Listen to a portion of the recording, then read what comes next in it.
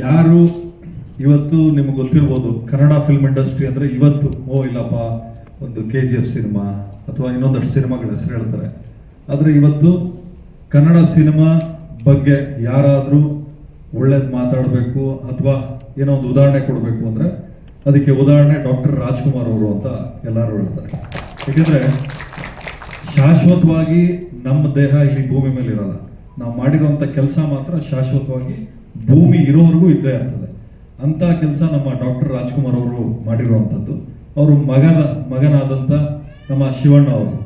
ನನಗೆ ಶಿವಣ್ಣ ಅವ್ರ ಬಗ್ಗೆ ಹೇಳಬೇಕು ಅಂದರೆ ಅಪ್ಪು ಸರು ನಾನು ಮೋಸ್ಟ್ಲಿ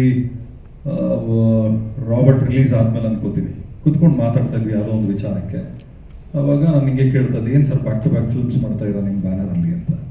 ಇಲ್ಲ, ಶಿವಣ್ಣ ಅವ್ರು ಫೋನ್ ಮಾಡಿಬಿಟ್ಟು ಕೇಳಿದ್ರು, ಏನಪ್ಪು ಯಾಕೆ ಸುಮ್ಮನೆ ಆಗ್ಬಿಟ್ಟೆ, ಫಿಲ್ಮ್ಸ್ ಯಾಕೆ ತುಂಬ ಲೇಟ್ ಆಗ್ತಾ ಇದೆ, ಒಂದು ಅರ್ಥ ಮಾಡ್ಕೋ, ಥಿಯೇಟರ್ಸ್ ಎಲ್ಲ ಏನಾಗಬೇಕು, ಥಿಯೇಟರ್ಸ್ ಎಲ್ಲ ಮುಚ್ಚೋದ್ರೆ ಅವತ್ತು ನಮ್ಮ ಸಿನಿಮಾ ಎಲ್ಲಿ ಪ್ಲೇ ಮಾಡ್ತಾರೆ, ಆದಷ್ಟು ನಿನ್ನ ಬ್ಯಾನರಲ್ಲಿ ಸಿನಿಮಾಗಳು ಜಾಸ್ತಿ ಬರಲಿ, ಮತ್ತು ನೀನು ವರ್ಷಕ್ಕೆ 2 ಸಿನಿಮಾ ಮಾಡ್ತಾ ಇರೋ ಅಂತ ಹೇಳಿದ್ದು. ಯಾಕೆ ಈ ಮಾತು ಹೇಳ್ತೀನಿ ಅಂದರೆ, ಒಂದು ಸಿನಿಮಾ ತಯಾರಾಗಬೇಕಾದ್ರೆ ಅದ್ರ ಹಿಂದ್ಗಡೆ ಸಾಕಷ್ಟು ಶ್ರಮ ಇರ್ತದೆ.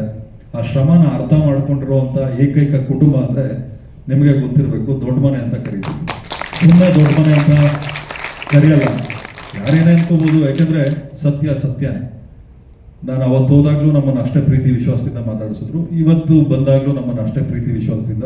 ಇವತ್ತು ನಿಮಗೆ ಗೊತ್ತಿದೆ, ಫಸ್ಟ್ ಕೇಳ್ತಾರೆ ಯಾರಾದರೂ ಚೀಫ್ ಗೆಸ್ಟ್ ಬರೋರು ಎಲ್ಲರೂ ಬಂದಿದ್ದಾರೆ ಅಂತ. ಬಂದಿದ್ದಾರೆ ಸರ್, ಪ್ರೋಗ್ರಾಮ್ ಸ್ಟಾರ್ಟ್ ಆಗಿದೆ ಅಂದರೆ ನೀವು ಮಾಡಿ, ಆಮೇಲೆ ನಾನು ಬರ್ತೀನಿ ಅಂತ. ಆದರೆ ಶಿವಣ್ಣ ಅವರು ಪ್ರೋಗ್ರಾಮ್ ಶುರು ಆಗೋಕ್ಕೂ ಮುಂಚೆ ಆನ್ ಟೈಮ್ ಬಂದು ಕೂತಿದ್ದು, ಚಿಕ್ಕಣ್ಣ ನಿನ್ನ ಮುಂದೆ ಹೋಗು, ನಿನ್ನಿಂದ ನಾನು ಬರ್ತೀನಿ ಅಂತ ಹೇಳಿರುವಂಥ ದೊಡ್ಡ ಗುಣ ಇರುವಂಥ ಒಬ್ಬ ವ್ಯಕ್ತಿ.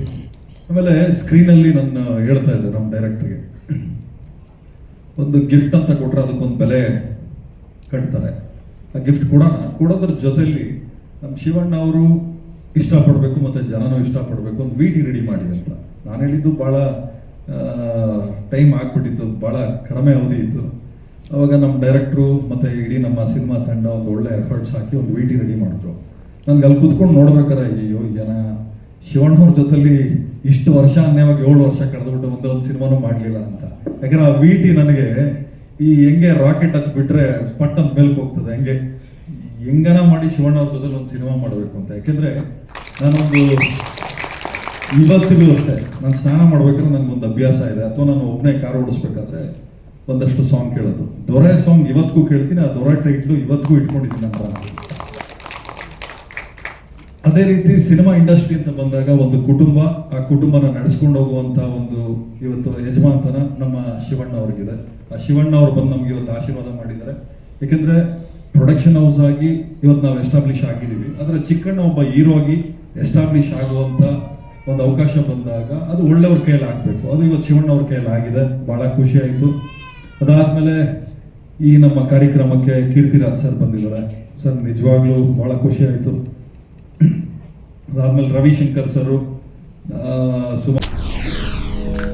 SSTV ಸಿನಿಮಾ ಜಗತ್ತಿನ ಕ್ಷಣ ಕ್ಷಣದ ಸುದ್ದಿಯೊಂದಿಗೆ.